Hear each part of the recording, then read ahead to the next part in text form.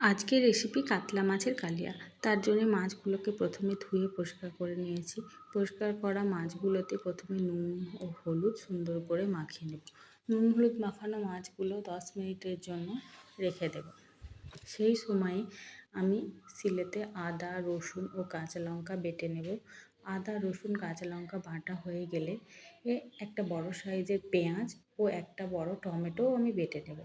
Tomato ও পেঁয়াজ বাটা হয়ে গেলে কড়াই বসিয়ে কড়াই সর্ষের তেল গরম করে নেব। কড়াই সর্ষের তেল গরম হয়ে গেছে। গরম তেলেতে মাছগুলো একে একে ছেড়ে দেব। মাছগুলো ছেড়ে দেওয়া হয়ে গেলে গ্যাসের ফ্লেমটা লো করে মাছগুলো সুন্দর করে ভেজে একটা পাত্রে তুলে নেব।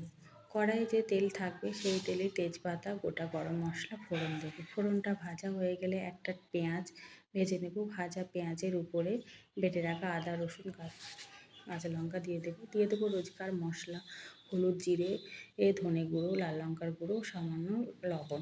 এই মশলাটা কষিয়ে দিয়ে দেবো কাশ্মীরি লঙ্কার গুঁড়ো ও 2 চামচ ঘরে পাতা টক দই। মশলাটা কষিয়ে ঝোলের জন্য দিয়ে দেবো গরম জল। ঝোলটা ফুটে উঠলে মাছগুলো একে একে দিয়ে দেবো।